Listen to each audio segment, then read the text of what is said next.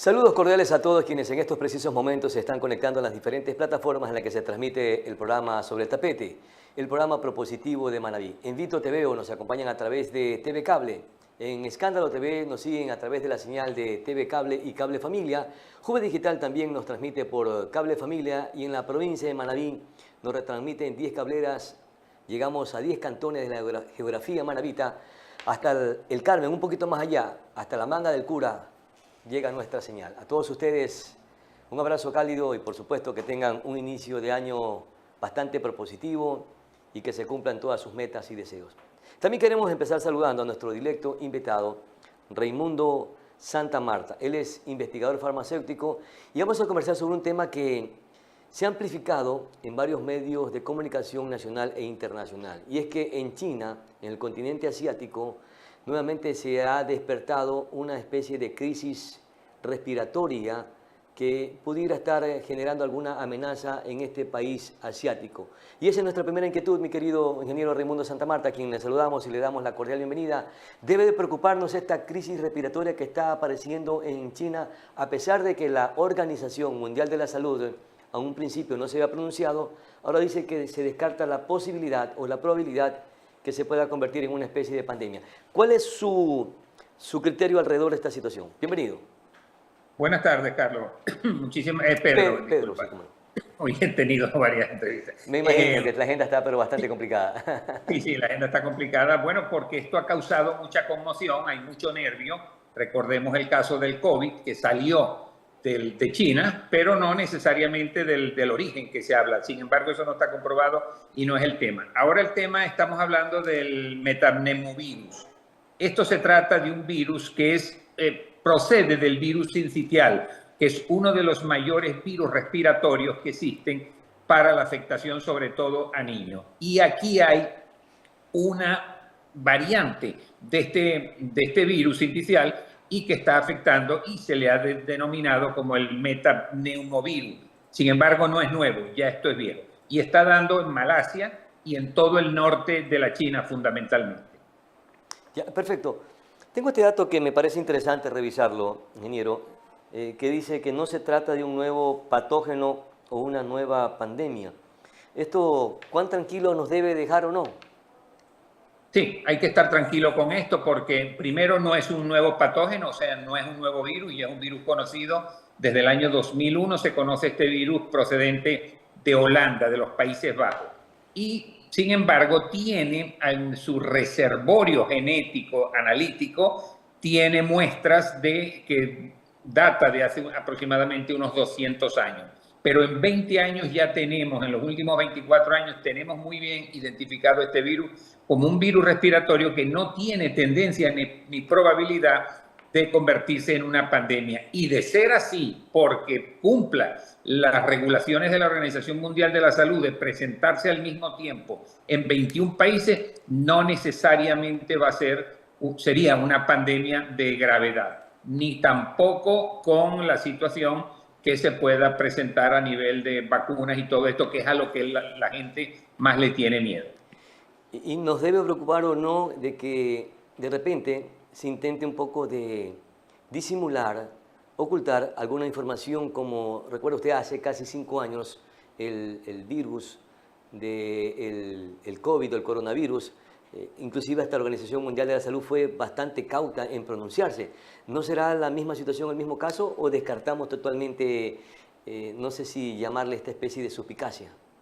No, eso hay que descartarlo completamente y tiene que ver con que es un virus conocido ya. No estamos hablando como el SARS-CoV-2, el causante de la COVID, porque ese sí fue un virus completamente nuevo que no se determinó o no se ha determinado aún todavía si es un virus que fue creado en un laboratorio o en efecto procede de una transmisión zoonótica, que es del animal al humano. En este caso, de este metapneumovirus, se tienen evidencia de que procede, de que saltó de aves selváticas al ser humano. Y allí fue donde se empezó a desarrollar, pero repito, desde el año 2001 ya esto se conoce en Holanda y se tiene una muy buena determinación de la parte genética y del ADN y ARN de este virus. ¿Y en China el contagio se ha incrementado, se viene incrementando o ya se está normalizando o controlando? Recordemos que es una enfermedad endémica, entonces todos los años da. En las temporadas de invierno y de lluvia es cuando más se da. En el norte de la China es donde esto está prevalente en este momento de forma muy importante. E inclusive ha creado una alerta sanitaria. Y ojo con esto, no es una emergencia sanitaria en la cual se estructuran los mecanismos de ayuda variada de múltiples acciones, no, es sencillamente una alerta sanitaria para buscar los mecanismos de que las personas, los residentes, los habitantes de esa zona de la China tomen medidas de control para evitar el contagio. Escuchábamos también que en Ecuador, al parecer, estos casos de este virus respiratorio apareció en el año 2023 y en 2024, es decir, que no es nada nuevo. Es más, el Ministerio de Salud Pública confirmó este detalle y más bien en el 2023 es donde precisamente se registran mayores casos de este virus que hoy nuevamente está apareciendo en algunos países del mundo y en Ecuador hoy se descarta la posibilidad de que existan nuevos casos. Desde el 2019 ustedes lo tienen. Tuvieron 6 casos en el 2019 que representó el 0,16% de las infecciones de virus respiratorio. Luego en el año 2023 tuvieron 10 casos que representó el 0,20% del universo de infecciones de esto. Y en el 24 tuvieron 9 casos para un 0,12% del total de casos de virus respiratorio que tuvieron allí, separando y apartando el COVID, que no tiene nada que ver, aún siendo un virus respiratorio del tipo coronavirus, ya que este es de otra categoría. Usted mencionó que este nuevo virus o este virus aparece en 2 épocas del año. Una de ellas es en la época de invierno. En el Ecuador vamos a iniciar ya un proceso de estación invernal. ¿Significaría entonces que aparecerían nuevos casos de este virus respiratorio? Considerando los viajes, considerando cómo las personas se trasladan de un continente a otro, de un país a otro, no cabría la duda o no habría que descartar el hecho de que venga alguna persona procedente de la China, donde en este momento está este virus andando con más fuerza, y pueda traerlo y contagiar a algunas personas en el Ecuador. Eso es muy factible, pero no quiere decir con esto que va a desarrollar un proceso pandémico, porque no es una enfermedad endémica tampoco del Ecuador. Y ahora sí, ¿podemos decir cuáles son las características fundamentales o los síntomas claves del metaneumovirus? Los síntomas básicamente son congestión con secreción nasal. Hay una rinorrea allí muy fuerte que le da. Hay dificultad para respirar porque los alvéolos pulmonares no tienen la expansión y contracción de forma normal y natural. Produce dolor de garganta y toda esta situación pulmonar al cerrarse automáticamente favorece las condiciones de desarrollar fiebre. En casos graves hay broncolitis y se dan muchos casos con neumonía, sobre todo a personas que están inmunocomprometidas o a niños que presentan inmadurez en el sistema inmunológico, ya que hay que tener mucho cuidado con esto. El 90% de los casos de niños que les da el metaneumovirus les da entre los 5 y los 10 años. Allí es donde está el grueso estadístico de cómo este virus se ha manifestado a nivel de niños. Es decir, que esos son los segmentos más vulnerables, los niños entre esas edades que usted mencionó y también los adultos mayores inclusive, entre 40 y 80 años de edad. Exacto, los adultos, pero sobre todo los que están o con deficiencias en el sistema inmunológico, claro, o los inmunocomprometidos, que pueden ser personas obesas, personas con diabetes, con cáncer, con VIH. Estos son más proclives a que la condición de este virus, que no es de alta letalidad de ninguna manera, sí se manifieste de una forma agresiva, llegando inclusive a causar la muerte en el 11% del 40% de las personas que teniendo deficiencia inmunológica entran en procesos de hospitalización. A ver, entonces, de ese 40% que se infectaría, el 90%, ¿me repite por favor ese dato que me parece interesante, ingeniero?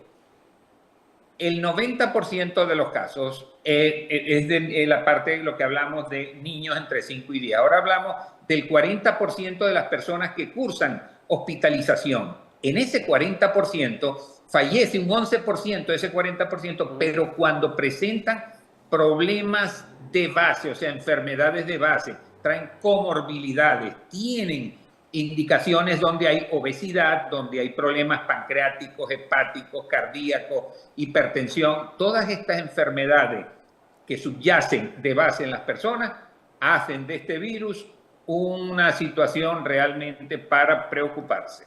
¿Y qué tan probable es que a través de este virus provoquen muertes súbitas? No existe, no existe, no se conoce, no hay la estadística, la experiencia no la hay, porque la muerte súbita es que de repente una persona pueda tener un colapso respiratorio o pueda tener un colapso cardíaco o cerebral y no se ha conocido porque es un virus que crea el desarrollo, se va desarrollando dentro del proceso de la enfermedad, que tiene de 1 a 3 días para la incubación y tiene posteriormente hasta 10 días, 10, 12 días, que puede durar toda la sintomatología que presenta este virus. ¿Y cómo este proceso infeccioso respiratorio se puede convertir en una neumonía, que es cuando ya se pone complicada la situación de salud de un paciente o una persona? La neumonía pulmonar procede de 2 vías, una vía que es la bacteriana y otra la viral. Estamos hablando de temas de virus. Puede haber un colapso viral como consecuencia de la proliferación, la multiplicación de las partículas virales activas dentro de los pulmones que inhiben la posibilidad del proceso respiratorio adecuado y que esas células lamentablemente dejan de tener la funcionabilidad del proceso de desintoxicación y de producción de energía que es el que va a ayudar con la metabolización de las sustancias inclusive tóxicas para eliminarlas dentro de la célula. De modo tal de que cuando eso sucede, hay congestión, mucha más congestión, se cierran las vías respiratorias y allí se vuelve un caldo de cultivo, sobre todo con la secreción nasal, se vuelve un caldo de cultivo para desarrollar un proceso bacteriano infeccioso o viral infeccioso. Ya, un infectólogo en el Ecuador, lo escuché decir que en nuestro país, en nuestro medio, puntualmente, hemos sido infectados desde que éramos pequeños. ¿Cuánto inmuniza a una persona esto o no?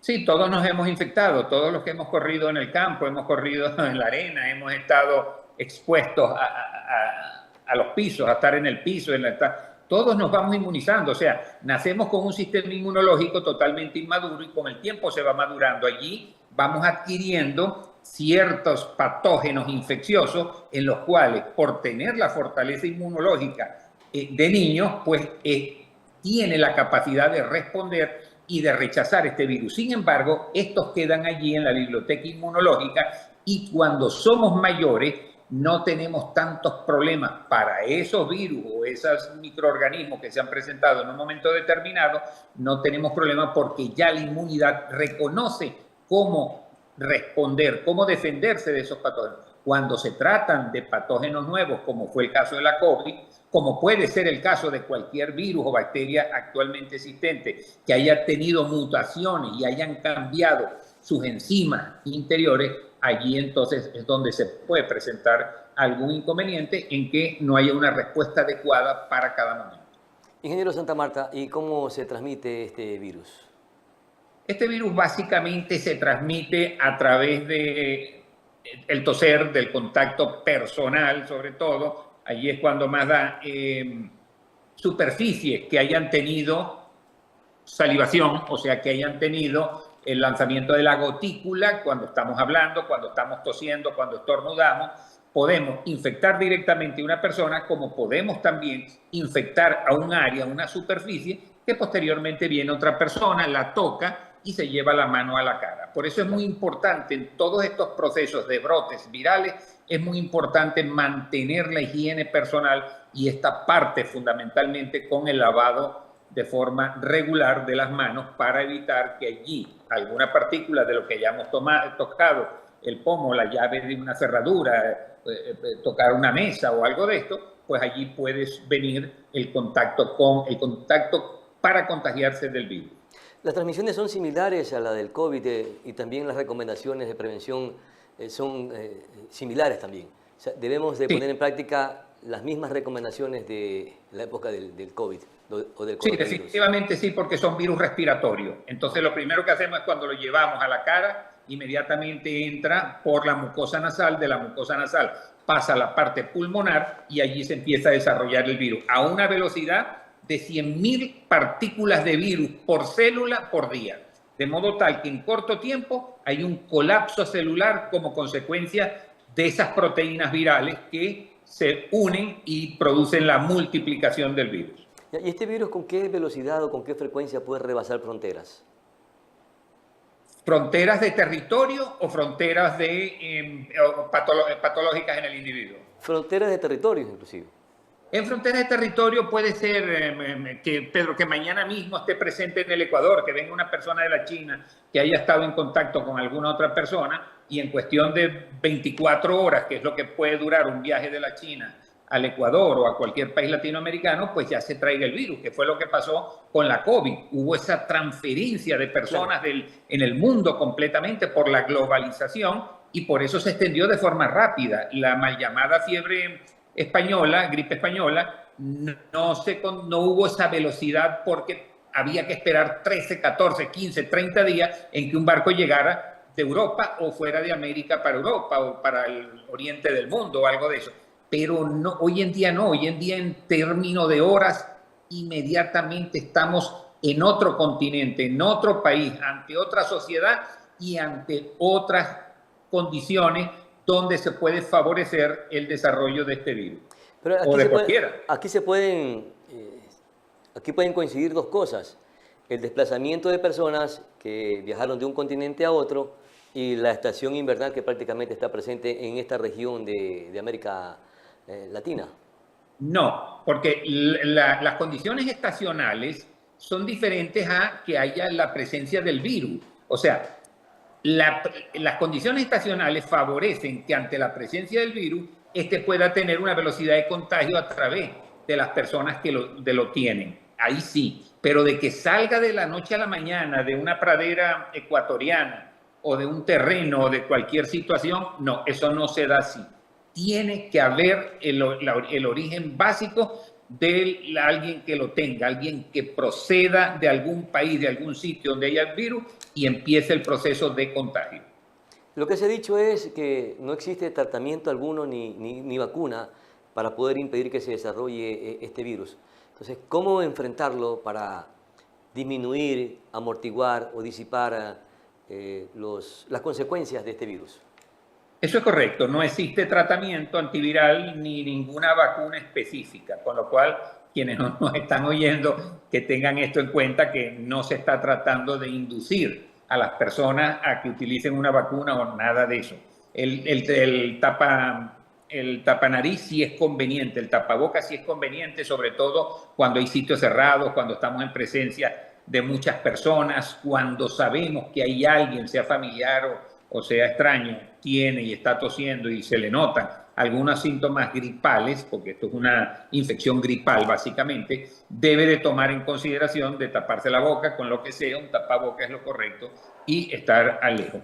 Pero básicamente el tratamiento para esto, mire, hay un producto, primero el consumo de antioxidantes, y esto se obtiene a través de los vegetales. Lamentablemente hoy en día los vegetales, por razones del ecosistema, ya no tienen la cantidad de nutrientes que anteriormente tenían, que favorecían las condiciones de una buena nutrición celular. Pero al no haber esto, lo que es la vitamina A, C, D, E, que son antioxidantes importantes para el cuerpo y los podemos obtener de algunos alimentos, que hay que consumirlos en grandes volúmenes, si no, pueden haber y hay nutracelulares a base de glutatión, acerola, cisteína, que es muy importante porque al ser del grupo tiol, bueno, ya es un término, perdón, un término científico, al tener la capacidad de incluir dentro de su construcción el azufre, este sulfuro inhibe la replicación viral a través de evitar el enlace de las proteínas, de las enzimas que construyen la multiplicación del virus dentro de la célula. Estos nutracelulares son excelentes y estos normalmente tienen glutatión, cisteína, acerola, zinc, Esos cuatro elementos unidos crean una sinergia y evitan que el virus pueda multiplicarse porque, repito, inhiben el enlace de las proteínas virales, con lo cual un proceso viral de esta naturaleza en 2, 3, máximo 4 días a 5 días, y teniendo una gran ventaja, que durante este tiempo, como el virus no se está multiplicando, lo único que se están sintiendo son los síntomas básicos del contagio inicial, de la infección inicial, porque no hay multiplicación viral, que es el que va a traer como consecuencia el colapso de la célula, el colapso del tejido donde se encuentra y básicamente, al ser respiratorio, de los pulmones. Esta nueva crisis o nuevo virus respiratorio, es decir, que aparecerá de manera muy leve, sin ningún mayor impacto sobre todo en las personas.